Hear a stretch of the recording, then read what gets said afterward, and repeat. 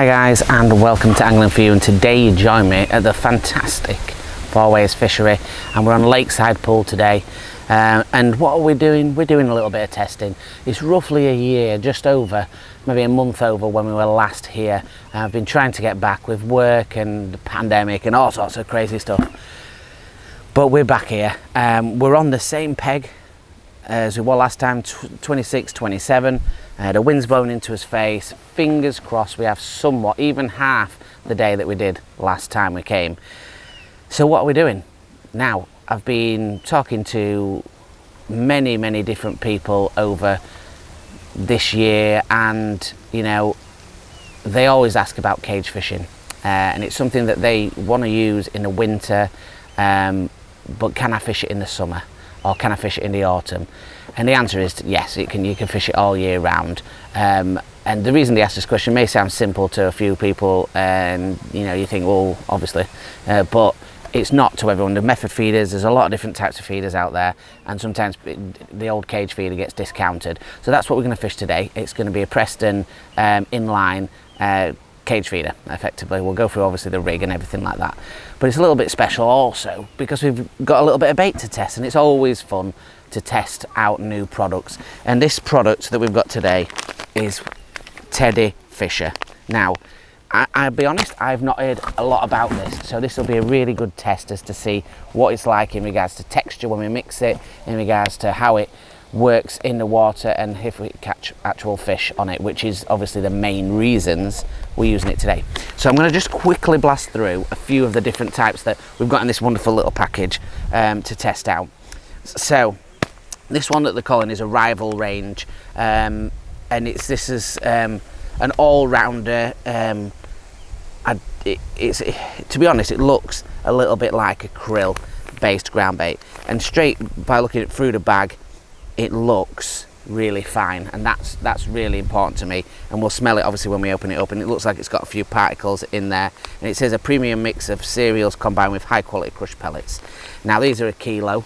Obviously I'll put everything, the links to their website and all that kind of things in there. They've also got a really good blog as well, which we'll link on in the description, so you can have a check at that out. I've had a little listen on there, and it's a great thing to put on when you're in the car, you know, just people talking fishing. It's always a good thing.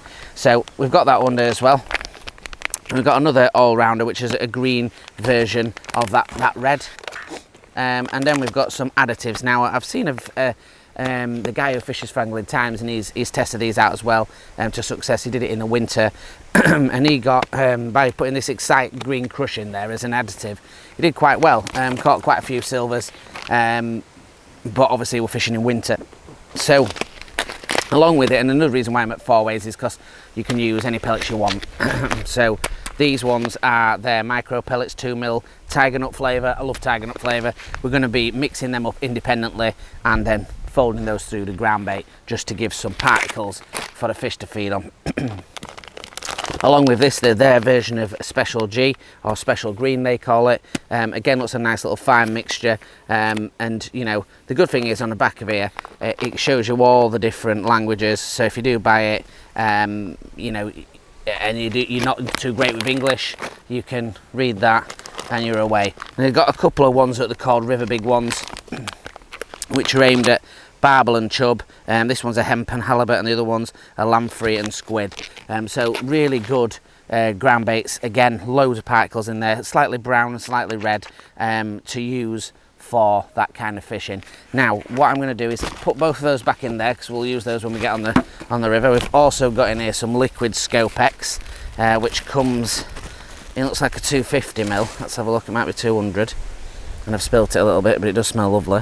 It's a 150ml, Scopex, and yeah, it smells awesome, as I've got some on my fingers. I'll just wash that off, it's a bit sticky. So today the mix. Now last time you saw me, we used quite an aerated mix, heavy, but with brown crumb in it, and we did really well. I haven't got the brown crumb today, so with me using these, I'm going to do a combination of them. And before you say, oh my god, he's getting the bait free to test, so he mixes too much of it up and he's going to throw it away. No, I'm not. I have the lovely Glyn in the background, who is also using the exact same baits. So we've got two people, two approaches to see how it really works. So that for me is a better test. So the special green is going to be for another day. That's going to be mixed in there. What I'm going to focus on is the two rival ground baits that we've got. And like I said, we've got one in the red and we've got one in a green, and mixed together they're going to be a sort of browny colour, which is perfect for the bottom, a silty bottom that I've got in here today, with the leaves dropping off the trees and dropping to the bottom. That is what I'm going to go with today. So first impressions, I'm going to open the red first. Wow. So straight away, I've got spices, I've got sweet, it's almost coconutty. It smells really nice. It smells a little bit like a magic mix. Texture wise,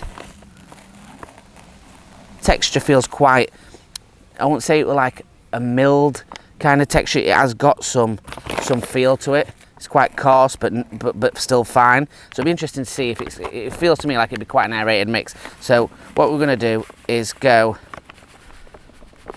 with half a bag of that one. And the good thing is with these, they've got the sealable tops, which is really good. And let's have a smell of the other one.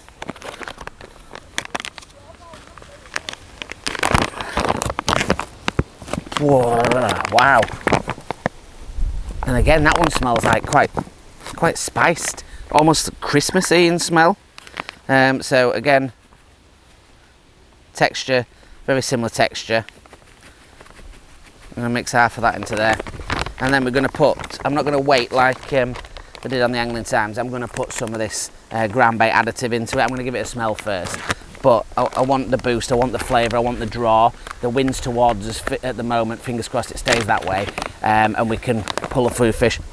Oh, Jesus Christ, I wish I'd not smelled that as strong as I did. That is really, really fishy. That is, and it's really fine as well. Oh man, that was fishy. That one just smells like squid. Very crabby, very squiddy. So I'm going to mix this up and I'll show it to camera, and you'll see it's going a sort of clayey browny colour, and when we add the water it'll be even more so. So you see it's a clayey browny colour, just like these sort of autumn leaves that are roughage that are dropping in the water. We've got this Scopex again, so we're just enhancing that sweetness that we've got going at the moment. We want it to be, I'm just going to go about a third of a bottle, so about 75ml-ish in there. Now what I want to do by doing this is I want to make it quite a heavy mix. You don't have to squash around a method feeder and release from your mould. It's going to be in a cage. I want it to go to the bottom, I want it to fizzle out and make a nice sort of cloud on the bottom. So I'm going to mix it heavy. Before I do that, I'm going to open these tiger nut pellets because we need to soak them for a few seconds, because I want these to be added to the ground bait themselves when I'm fishing. Oh, they smell lovely, lovely and tiger nutty they do, and they actually look like quite a premium pellet as well. They don't look cheap or anything like that. It's a premium pellet, is that. So just as you always would, cover that over and get the water and set. I'm not going to be gentle with this ground bait here. I'm going to mix it heavy, and it does absorb that water really well actually. I was interested to see how it would come together, because it does feel like it'd be quite aerated, but wow, that does come together really well. It'll take a lot more water than that. I can still feel that it's not soaked the water fully in, and we will add some more water after it's had its 10-minute usual sit. But it smells incredible, absolutely smells incredible. So sweet, spicy, coconutty, just loads and loads of flavour in it. And the colour's perfect, that lovely brown colour. At the moment, like, that's the texture I want when it's in the cage. So we're obviously going to leave this for 10 minutes or so until it soaks that water up, and we'll add a bit more. Got the Riddle, got the bucket and we'll riddle that through.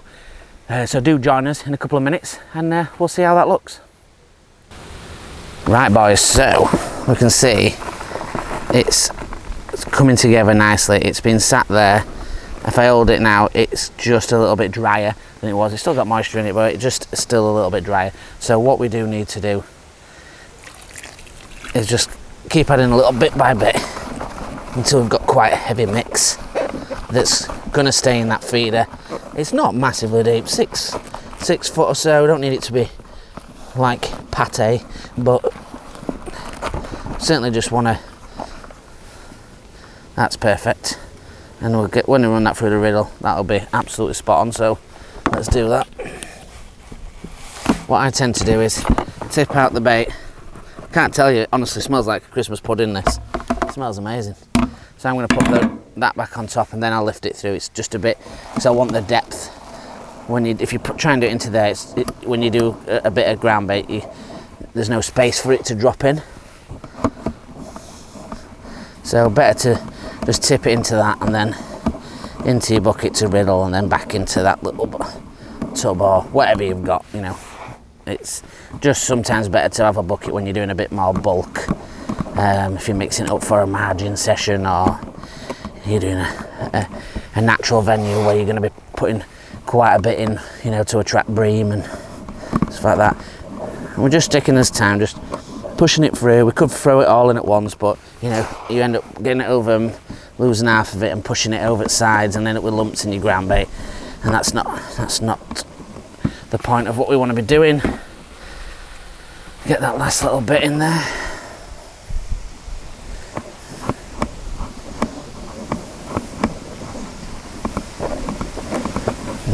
Nearly through. There we go. Get those. I can bang that out the side there.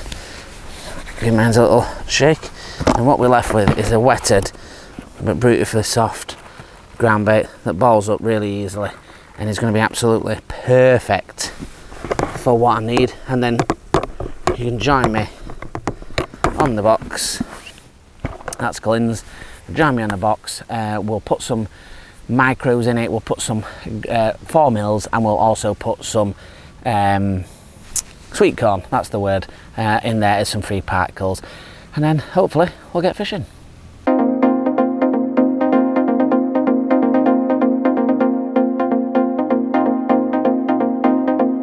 Right guys, you join me on a peg. I've got a few bits of bait here, which is just going to lift these lids off and put them on. So we've got some, this is your teddy carter, and it's soaked up lovely. We've obviously taken out. If you want to use them on a microfeeder, they're perfect to stay in shape, but tacky, and that were a 2-minute soak. They're lovely actually, really nice pellets. So I'm going to put in a couple of maybe 4 good handfuls in that amount of ground bait. So in that ground bait that we did of a kilo, roughly half and half of that, and then maybe 200 grams of the additive, handful of sweet corn as well. I mix that up and obviously give half to Glenn, so we've not got that full experience in there. And I'm just going to put an handful of 4 mils, a couple, like 3 handfuls of 4 mils in there, just to start off basically something for them to mill over. And I always like making a ground bait mix like this for carp, and it just gives them not too much, but just enough to mill over. The rig itself is super easy, simple. I've got over to this side, I've got my ground bait bucket, which is just nicely rested to the side of me, easy to get hold of. Now the rod itself is a Daiwa Endzone Z, and this is a 10 or 11 foot with an extension put into it, but I've gone with it at 10 foot today. I've got a 30 gram cage feeder on. It's an inline one, which means it sits on a stem, so you can slide them on and off and choose which ones you want. This one's a 30 gram. I would potentially go slightly lighter if I had one because I'm not throwing a far distance, as we and I just need that size really. The hook and line, I've got 017 reflow power as the hook link, and the hook is a Q-Curve QC1 method wafter from MIDI, and I do like these ones. I've got a rolled tip and the point sticks in really well. I've got the wafters with me, which I haven't actually got on my side tray, which I need to pick up, but I'm going to start with an 8mm pellet. Now what I need to do first is cast out. Now I've clipped up as to where I'm fishing, but what I need to do is open where my hook link is and just take off that hook link to start off with. We're going to make some casts, and there's no point in having the hook link on. We're going to do 3 or 4 casts just to get some ground bait down there. I'm not going to go crazy. We're getting into cooler times. I don't want to fill it in, but I do want to get some bait in there. We're not fishing far, we're just fishing into the ripple. We're using the corner of the island as a reference point, letting it sit for a couple of seconds, and then we're just giving it a pull back, and that's just enough to take out that ground bait. I'm just going to do this, in fact I'm going to do it 4 times to get a little bit out, and then we'll go out with the first proper feeder full. It's on the same spot, straight in the same spot. It's a nice length to fish at this. It's probably 22 meters roughly, and it's just a nice area. Last time I felt that there were a little bit of a feature there, and I picked off quite a few fish from it, so that's where I'm going to start. If I feel that they're further out or close to the island, we'll maybe have a look at that a bit later on, but at the moment that's where I feel confident. The same spot again, tip of the rod down,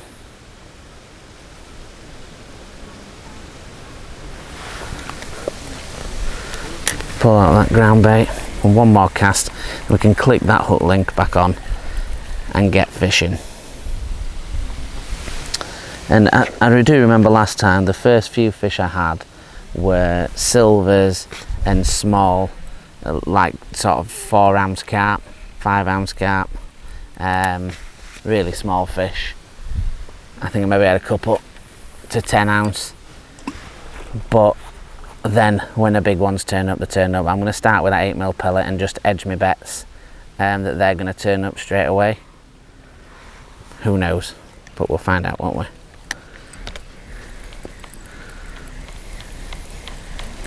So that's that 4 first loads out. We're just going to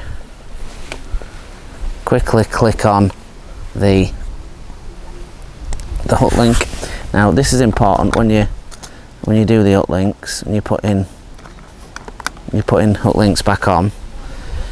Although you sometimes in speed, you must make sure it's located in the right place. It's under the hoop, and you do not have it on properly, because worst thing is you get a fish on and you lose it because of a simple mistake like that.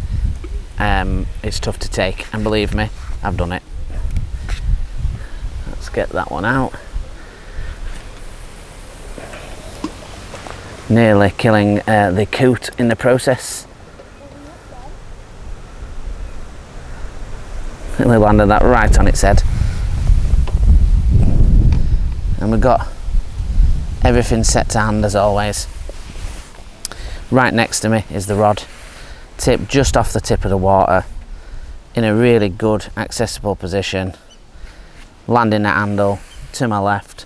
As soon as I need it, it's right there to pick up. I've got my ground bait really located well. I can just lean over, fill it up. It's a good angle. I'm not back on myself here trying to fill it up. It's a perfect place to fill it up. Got my bait, got my scissors, my unhooking tools, some spare hooks and spare line if I need to tie anything else. You know, everything's to hand, baits to hand, and that's just what it is about, getting yourself organised.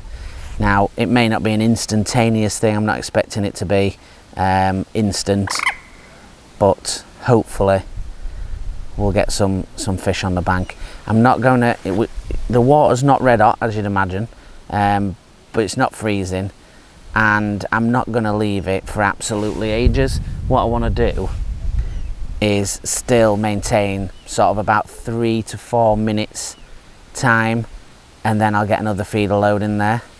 And you know, I feel that that's adequate time to just rebait and just get that initial feed down there. And it's just important that we get the feed in. You know, the fish can eat that feed in no time. The last thing we wanted to do is be sat there with nothing to catch it on. And it's a decent sized pond, is this pond. It's not massive, but I don't know, there must be 40 pegs on it. Or might not be quite 40, I don't know actually. There's a few anyway. We're on 26. And yeah, like I say, fished this pond once, had an excellent day, and I'm hoping we have even half the day today that we had then. Right boys, just getting some stuff started, a little bit of filming done, close-ups, and off roars the rod. And I'd set the drag on super slack, and I was keeping my eye on it, so there were no rod being taken into the water. But I'm a bit out of breath, because I'll be honest, it did make me surprised that went round so quickly. I don't think it's an absolutely massive fish, but you never know in this place.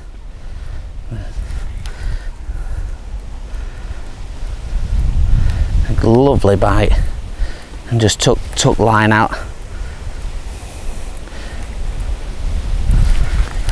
Just keeping that rod nice and low. Got the drag set reasonably soft, and you know, it was a superb bite. And again, like I said, I don't think it's massive,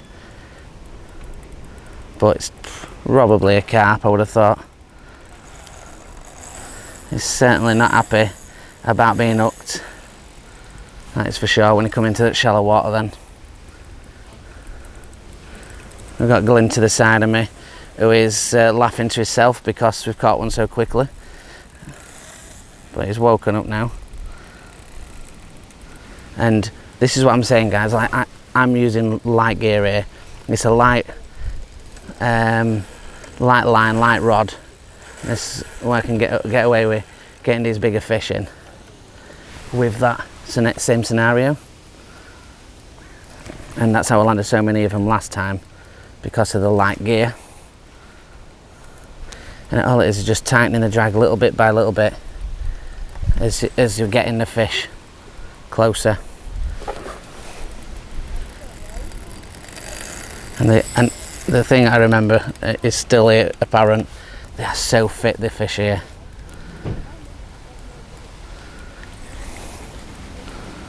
And that's on the 8mm pellet. But that Teddy Carter's obviously attracted the fish straight there. And I'm not surprised with the smell of it. It smells amazing. Oh, it's actually a lovely fish actually. It's not huge, but it's a really good start. And I literally just filming a few intro shots of the setup, and yeah, I just put the camera down and off she went.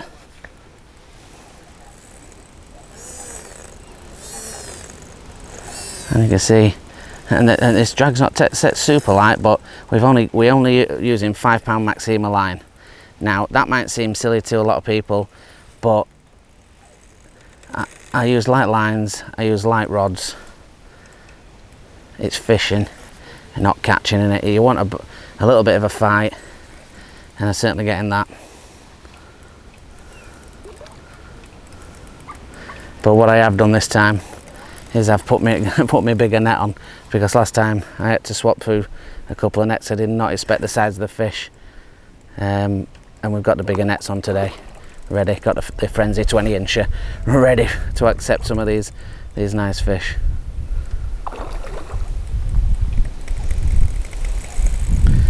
Still not ready to give up a fight is this fish.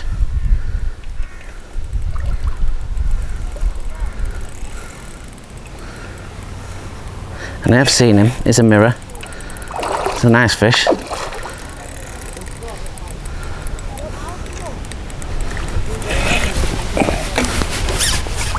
It's a lovely fish actually.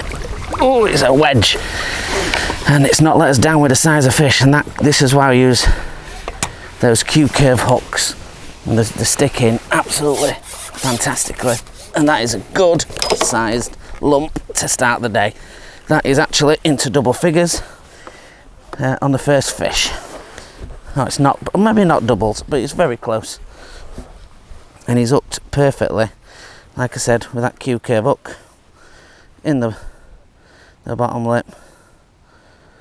Absolutely bob on. Let's get that out of the way a second, and we'll get him held up for you if he'll play ball. But that is solid muscle, this fish. Absolutely solid. And as you can see, we're not messing about to start off the day.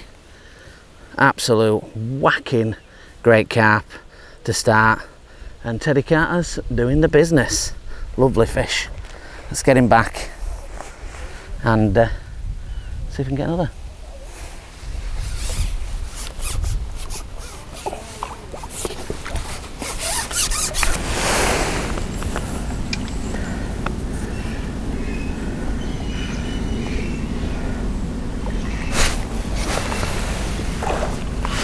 Hi guys, and welcome to Angling For You.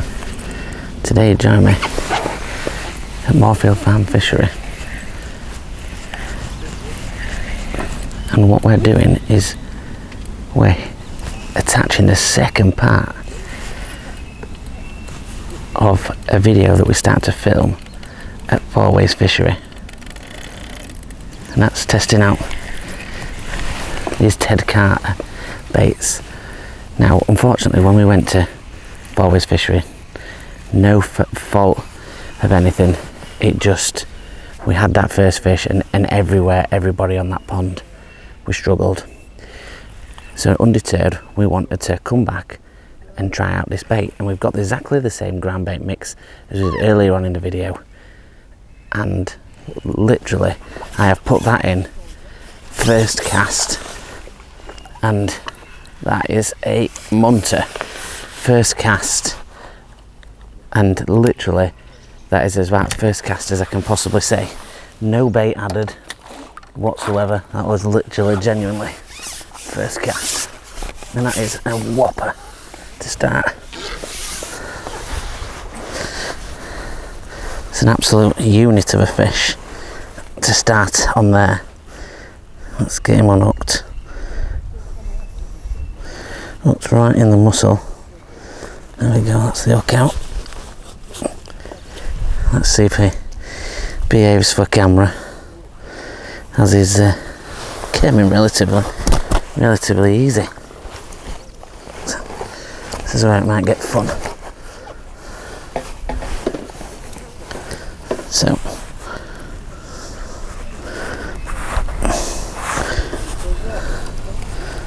if he'll play ball. There we go. Roll him over.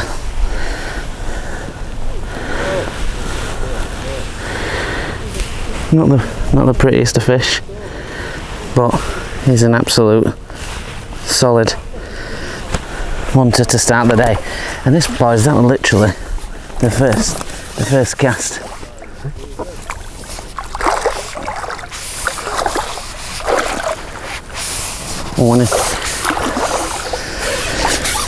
Wow. So yeah, this is what we said when we fished with it at Four Ways. The thing I identified straight away was that it was a quick reaction of a bait. Now the problem was that we just didn't get the fish going at Four Ways. It's a weird one. Last week we had crap weather, and we had a random day where it had stopped and it hadn't rained for a while, and it had just been crappy, cold, windy, and the fish, I thought, were going to play ball, and they just didn't. So we've come out today. We've never fished Moorfields before. We've set up the exact same rig. It's the exact same rig as earlier on in this video. It'll be when you're watching it. It's the exact same rig. It's the exact same ground bait. Exactly the same way we've done it. Just need to sort out what I've done here with this uplink. But essentially that was first cast, which is impressive really. Once we figure out what I've done with this uplink, I don't quite understand what's going on here right now.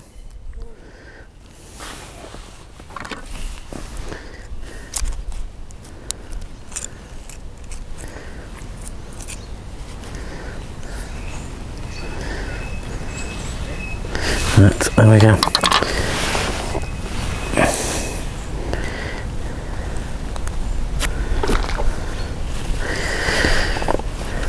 Right, so what we're going to do is have another cast back out there. We've gone with a 4mm pellet. That's the only difference to when we were at Four Ways. We had a 8mm. We've gone with a 4mm pellet, and we're just gently pressing it against the bottom of the feeder just for the cast. It's quite an explosive mix, I've found out this, and it smells incredible. I'll be honest, it smells like Christmas. It's incredible smelling. We're just fishing it across, not on the bank, but near to the bank. I can see fish steering around there already. And we're fishing it over because we want to be sort of on the edge of the slope. We don't want it to be sort of too up in the margins. It allows fish to come in from all sides and pick that bait up. But it's an explosive mix. It's full of like Christmassy style spices. The only difference we've not done is in this blend we've had to throw the micro pellets from feed pellets from on site into it, but that's the only difference to the mixture.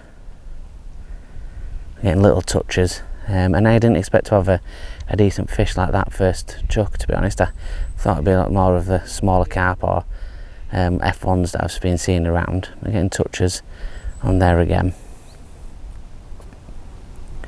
and we have got fish cruising all over. We have got a big lily pad to my left as well. My initial reaction would have been if I'd have been at the other side to fish to that from the far bank. And when I first turned up, I thought that probably would be a good idea, but I changed my mind. Guys, that was a clunking bite, that one. A little fish, but a good bite all the same.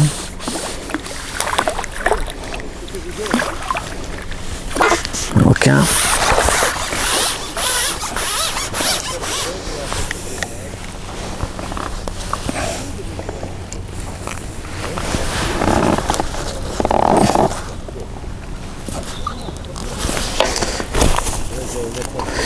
Oh, just coming out in the net.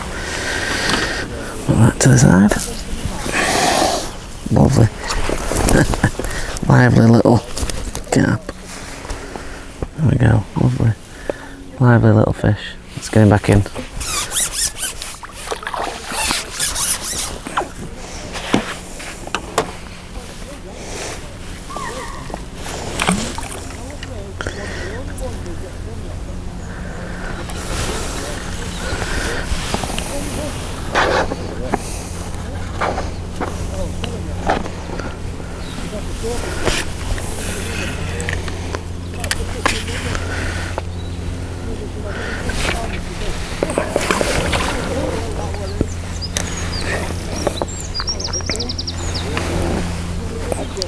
different generations.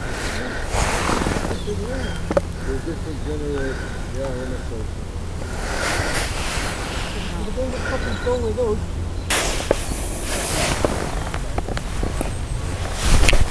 You know what I mean?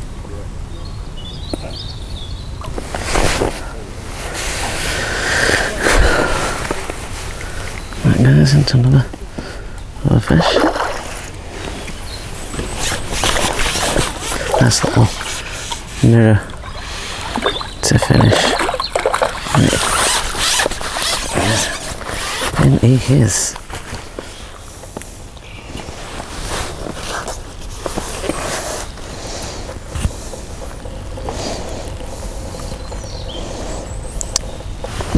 It's just in the corner of the mouth. And again, out it goes and into the backing.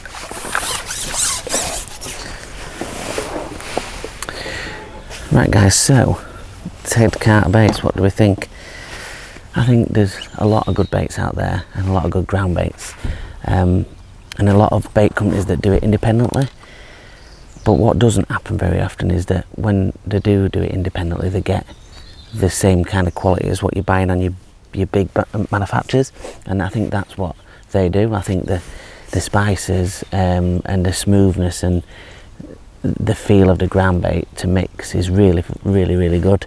Obviously you can see it does the trick, more than one venue, and it's nice. Although it was not a very great day at Four Ways, we managed to move it over here and just show you that it is a good quality bait. And we are in October as well, so it's certainly attracting the fish and doing its job. And there is other sort of bits and bobs that we're still going to play with in other videos, but a really good product. And the boys say that when we release the video, they're going to look at doing a discount for members, Angling for You members, so jump onto the group and have a look for that, and get yourself some to try. And I think certainly going into the winter for silverfish as well, the sort of texture for a ground bait feeder I think will be a really good thing to try out. And I certainly saw Angling Times testing the same thing, and they had a lot of success in the winter as well with it. So thank you very much for watching, and until the next one, if you want to find any other videos or tackle reviews or whatever you need to find, go on to the playlists, obviously on the Angling for You YouTube. If you want to join us on the group, then come on Angling for You and put any questions you want to ask. If you want to just look at the photos, go on Angling_for You and have a look at the photos. And until the next one guys, if you can like, share and subscribe, and I'll see you soon. Tight lines.